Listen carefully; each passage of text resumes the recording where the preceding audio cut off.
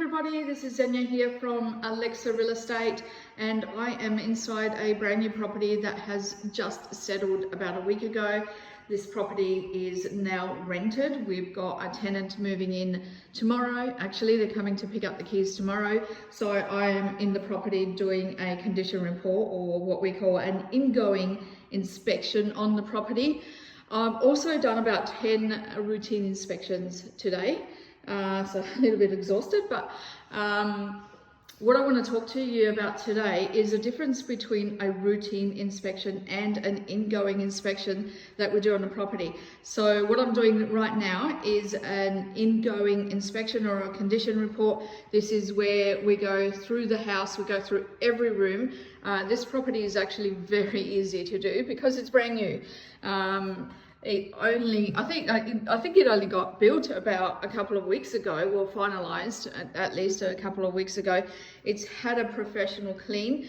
It absolutely has to have a professional clean in the property before we do an ingoing inspection. We cannot lease out a dirty property. When you lease out a dirty property, what you're doing is setting a precedence for the tenant to actually leave it dirty at the end of their lease, and this is exactly what you don't want. And not only will they leave it dirty, but you won't be able to do anything with it.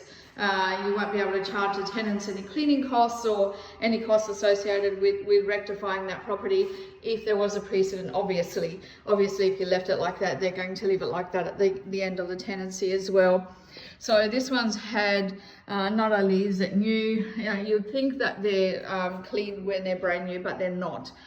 They've got this really awful dust, like this red building dust all over, all over the windows. They're just a bit gross actually when you first get them back from the builder. So we've gotten a professional cleaner in here. I think they spent about 6 hours, they said, cleaning this property, cleaning the windows. So we get the windows cleaned on both sides. That includes like removing the screens and cleaning all of the windows. Just show you in the kitchen area, another thing that we get cleaned, there's me in the background. Another thing that we get cleaned is the tracks. So make sure that the tracks in the property are clean. Obviously that's brand new, that's all clean. So this is a brand new property. So one of the other things that we do is pick up all of the manuals. These are all of the manuals. They're actually coming back to the office with me. These are the manuals for how to work the air conditioner, how to work the oven, the dishwasher, everything that is actually on the property. So the reason why we do that is occasionally we get a maintenance request from a tenant saying, the air conditioner doesn't work. And if we send out a technician and we find that the tenant is actually operating that appliance in the wrong way, like for example, they haven't turned it on. Yes, we have had maintenance calls where our tenant has actually just not turned something on, or didn't know how to turn something on, didn't know how to press the on button. So they call maintenance, and of course if an electrician goes out, they're going to charge us or charge the landlord to go out. So whether that becomes a tenant charge actually, and it becomes a tenant charge because they just wasted a call and cost the landlord money. But it would only become a tenant charge if they have these damn manuals. So if the agency or the landlord, if you have not given your tenant a manual on how to operate something, and they don't know how to turn it on, and they call a plumber, an electrician, a technician, any kind of maintenance that goes out, it's not their fault, because they didn't know how to turn it on. So not only do we take these back to the office and give them to the tenants, but we actually photocopy them. We keep the originals in our office. We give the tenants a photocopy, and we get them to sign that they have received a photocopy of that, so that we have a record that everything has been given to them. So if we do get those maintenance calls where they don't know how to work something, don't know how to turn it on, using the wrong parameters or whatever it is, and you know, we send out some kind of technician. Well, first of all, they're pretty much screened in the office anyway. We ask all the relevant questions. Is it turned on?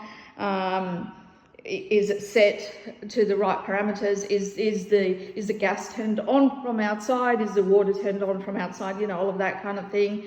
But sometimes even all of that, you know, sometimes they think they turned something on, but they didn't.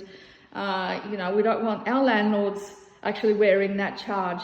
As agents, we have a fiduciary responsibility to the landlords, and that means that we can't, you know, we have to protect their interests at all times, and protecting their interests from previous call-outs is one of the things that we do. So, all right, so back to the ingoing inspection. So what we do with an ingoing inspection is take photos of absolutely everything in the property. If there was a mark anywhere on this bench, we would take care of it. Like we would actually, take a photo of it, and, you know, with a reference frame, like a coin or a pen next to it, so we can see how big it is, so that we've got a record of that. This property is perfect, because it's new. Well, I hope it's perfect. I'm not going to know how perfect it is actually until the tenant moves in here, because sometimes, you know, there are building defects that come in later, but building defects are not actually the condition of the property as compared to how we want it back or how we want the tenant to look after it, which is the purpose of a condition report. So that's just a side.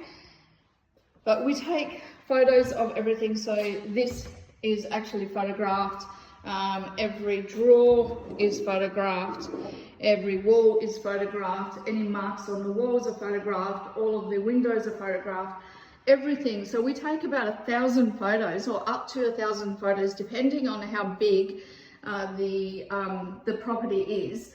So we get an accurate description or condition of that property. So this condition report is actually what we use to save our ass, excuse the language, in a court hearing later on if there are any disputes between tenants and landlords.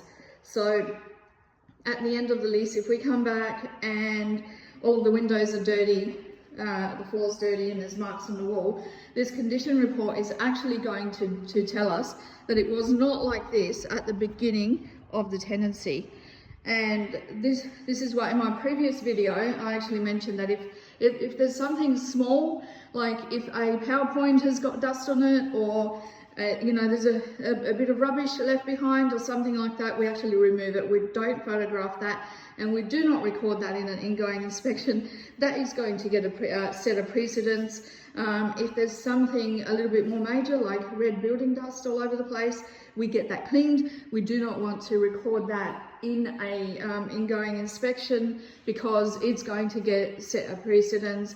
And something like dirt, like if a property is really dirty, I have seen SACAT turn around and issue a $2,000 fine to a landlord because the tenant couldn't move in for a few days because they refused to put their furniture in a dirty house. So you've got to really, really be careful of stuff like that. You need to actually be renting properties in as perfect condition as you can for their age. You know, I do realise that some properties do not clean as well because they're older. You know, the carpet might be deteriorated and all of that kind of thing. You know, wear and tear aside, they should look their best for their age as they possibly could. So that is an ingoing inspection with up to 1,000 photos. With routine inspections, like I said, I did about 10 of them today. So this is the part where we do not come in and open every drawer and have a look at that kind of thing. So with a routine inspection, we get a general feel for the property. So we might take a few snapshots of the kitchen. We look at ovens and stovetops and bench tops and floors and walls and see if there's any property damage. One thing we do photograph in a routine inspection a lot is the bathroom. We want to see whether there is any beginning of mold growing in the bathroom. That is a common issue in property management. The ceilings, so we have a look at the ceilings of the property. When you have mold growing, they start off as these little star things that start growing on the ceiling, and then it turns into a huge mold issue. Once it turns into a big mold issue, it could become a landlord problem, because then it could be something like, you know, the airflow, SACAT could find that the airflow is not adequate or something like that. So we try and rectify that from the beginning. We always take photos of showers in a routine inspection, making sure that there's no mold in there. Look at walls, look at maintenance issues. If there's any maintenance issues, something not working, dripping taps, all of that kind of thing.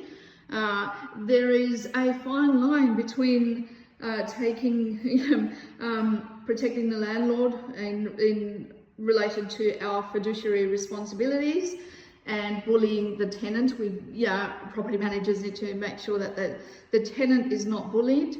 And by bullying the tenant, I mean things like, you know, dishes in the sink. Telling a tenant, I think, that there is dishes in the sink is bullying. Telling a tenant that there is clothes in the laundry or clothes on the hanger outside is actually bullying, because you're actually criticizing the way that they're living. They're allowed to have dishes in the sink. They're allowed to have their clothes around. You know, they're allowed to actually live. So that is not the responsibility of a property manager. A property manager should not be bullying tenants and telling them that, you know, their laundry hasn't been done. Believe me, I've seen that done. I have actually seen property managers do stuff like that.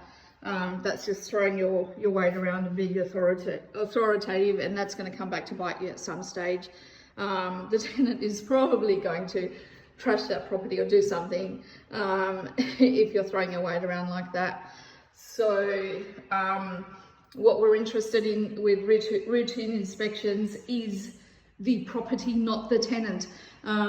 You know, we don't care how the tenant lives. We just want to see that the property is in a good condition, that it's being maintained, it's not being trashed, it's not being damaged, and it's reasonably clean, keeping in mind that the tenant is still living there. You know, if the windows aren't perfect, it doesn't really matter while they're living there. We want to get them back perfect at the outgoing inspection when they leave. So when the tenant actually vacates this property, I want to get it back pretty much in this condition as I'm giving it to them.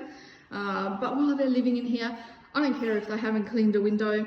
You know, I don't care if there's dishes in the sink. I don't care if there's, you know, a few clothes lying around and whatever. You know, you've got to be reasonable and respect the tenant's private enjoyment of that property as well. I reckon that is all I need to say today. I look forward to the next one. If I can help anyone with their property needs, my phone number is 0412 437 582.